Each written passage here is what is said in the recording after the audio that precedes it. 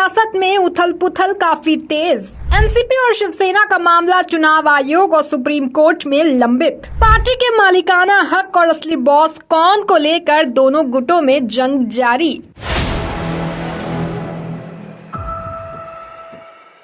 नमस्कार, आप देख रहे हैं 4 PM महाराष्ट्र। मैं हूं आपके साथ सिमरन। महाराष्ट्र में आजकल सियासी उथल पुथल काफी ज्यादा तेजी से जारी है। एनसीपी और शिवसेना दो क्षेत्रीय पार्टियों का मामला चुनाव आयोग और सुप्रीम कोर्ट में लंबित है। ऐसे में प्रदेश की सियासत में हलचल जो है वो जारी है, क्योंकि एक ओर जहां एनसीपी में दो फाड़ होने के बाद पार्टी के मालिकाना हक और असली बॉस कौन को लेकर के दोनों गुटों में जंग जारी है, तो वहीं दूसरी ओर शिवसेना में भी पूरी तरह से दो फाड़ होने के बाद भी मामला अभी तक लंबित है, क्योंकि सुप्रीम कोर्ट के लाख फटकार के बाद भी महाराष्ट्र विधानसभा अध्यक्ष राहुल नार्वेकर इस मामले पर किसी नतीजे पर नहीं पहुंच पाए हैं।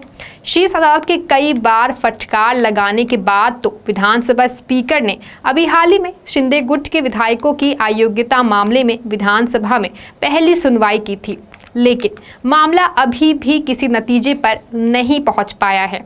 तो वहीं दूसरी ओर एनसीपी का मामला भी चुनाव आयोग के सामने लंबित है। हालांकि 2 सुनवाइयों के बाद भी चुनाव आयोग अब तक किसी नतीजे पर नहीं पहुंच पाया है, जिसके बाद अब 9 नवंबर को तीसरी सुनवाई होनी है। तो वहीं दूसरी ओर विधायकों की अयोग्यता को लेकर के ये मामला सुप्रीम कोर्ट में भी पहुंच चुका है। फिलहाल एनसीपी के सिंबल और पार्टी के नाम को लेकर जो मामला है वो अब चुनाव आयोग के सामने है। अब चुनाव आयोग ही ये फैसला करेगा कि पार्टी का नाम और सिंबल किसको मिलना चाहिए। फिलहाल इस मामले में सुनवाई चल रही है। चुनाव आयोग में दोनों गुट अपनी अपनी दलीलें भी पेश कर रहे हैं। इसी बीच विधानसभा अध्यक्ष राहुल नार्वेकर पर एनसीपी चीफ शरद पवार का बड़ा बयान सामने आया है। सीनियर पवार ने कहा है कि हमें लगता है कि स्पीकर लगातार अपना समय बर्बाद कर रहे हैं और विधानसभा चुनाव तक को वो ये फैसला देंगे, इसीलिए हम कोर्ट गए हैं। सुप्रीम कोर्ट पर भी शरद पवार ने कहा कि जब हम कोर्ट गए थे तो देखा कि जानबूझकर देरी की गई। हमारी मांग है कि ये फैसला एक निश्चित अवधि के भीतर लिया जाना चाहिए। इतना ही नहीं, एनसीपी चीफ शरद पवार ने महाराष्ट्र में ड्रग रैकेट पर भी अपनी प्रतिक्रिया देते हुए कहा कि नशीली दवाओं की मात्रा बड़े पैमाने पर बढ़ गई है। इसके पीछे कौन है, इसका तुरंत पता लगाना चाहिए, क्योंकि पूरे प्रदेश में इस तरह की बात सामने आ रही है। वहीं भाजपा के समर्थन पर पवार ने कहा कि बीजेपी का समर्थन करना मेरी कभी भूमिका नहीं रही है और अभी भी नहीं है। महाराष्ट्र विधानसभा अध्यक्ष राहुल नार्वेकर पर बोलते हुए एनसीपी अध्यक्ष शरद पवार ने सुप्रीम कोर्ट से महाराष्ट्र विधानसभा अध्यक्ष राहुल नार्वेकर को लेकर एक निश्चित समय सीमा के भीतर शिवसेना और एनसीपी विधायकों की अयोग्यता याचिकाओं पर निर्णय लेने का निर्देश देने की मांग की। उन्होंने कह दिया है कि इस पर देरी हुई है। याचिकाओं पर निर्णय लेने में स्पीकर का हिस्सा था और यही कारण है कि एनसीपी ने शीर्ष अदालत का दरवाजा खटखटाया। सुप्रीम कोर्ट ने कल मुख्यमंत्री एकनाथ शिंदे की अयोग्यता की याचिका पर निर्णय लेने में देरी के लिए विधानसभा अध्यक्ष को कड़ी फटकार लगाई।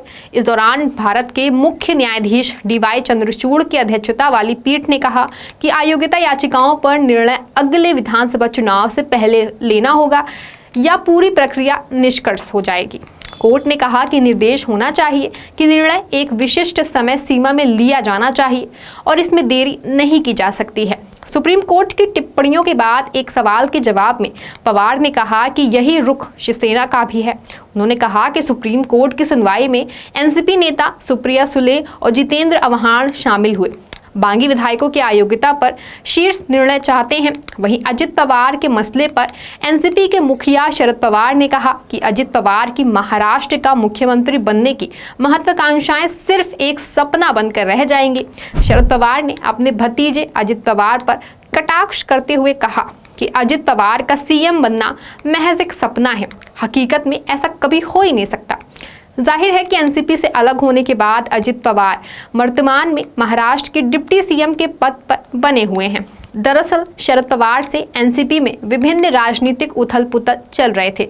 विवाद के बारे में पूछा गया था, जिसमें कि जुलाई का विद्रोह भी शामिल था। अब अजित पवार पार्टी को विभाजित करके तीसरे साथी के रूप में शिवसेना भारतीय जनता पार्टी गठबंधन सरकार में शामिल हो गए थे। 64 वर्षीय अजित पवार पहले ही कई मौकों पर सार्वजनिक रूप से अपनी महत्वाकांक्षाएं स्पष्ट कर चुके हैं कि डिप्टी सीएम का पद संभालने के बाद वो प्रमोशन चाहते हैं और राज्य का सीएम बनने के लिए बहुत ज्यादा उत्सुक हैं। इसी को लेकर के शरद पवार ने ये बयान दिया है, क्योंकि इसके बाद कुछ मौकों पर अजित पवार ने ये कहते हुए व्यवहारिक रूप भी अपनाया था कि ये तभी संभव होगा जब वो सीएम पद का दावा करने के लिए जादुई संख्या के खेल पर खरे उतरेंगे।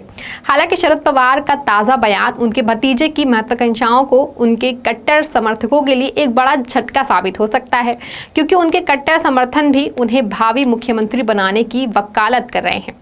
दरअसल अजित की मुख्यमंत्री की महत्वाकांक्षा की बात इसलिए भी उठ रही है क्योंकि हाल ही के दिनों में अक्सर मुंबई, पुणे, नागपुर और अन्य जगहों पर अजित पवार को भविष्य का सीएम घोषित करने वाले बैनर और पोस्टर लगाए गए हैं।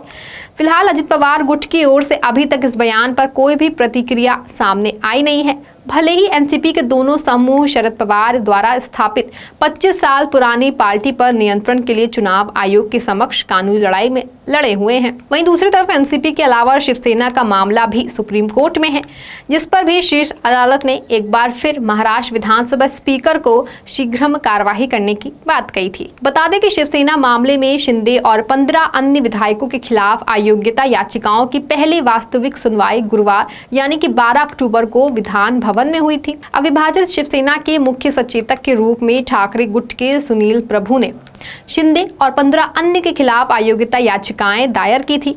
इस साल जुलाई में अजित पवार और 8 अन्य एनसीपी विधायक राज्य में शिंदे के नेतृत्व वाली शिवसेना बीजेपी सरकार में शामिल हो गए, जिससे कि शरद पवार द्वारा स्थापित पार्टी में विभाजन हो गया। फिलहाल शरद पवार का विधानसभा अध्यक्ष राहुल नार्वेकर को इस मामले को जल्दी निपटाने के लिए कहना और सुप्रीम कोर्ट से भी विधानसभा अध्यक्ष को फिर से नसीहत देने से ये संभव है कि अब इन पार्टियों का फैसला बहुत जल्द सुलझ सकता है। इस खबर में आपके लिए बस इतना ही। आप देखते रहें 4 PM महाराष्ट्र। धन्यवाद।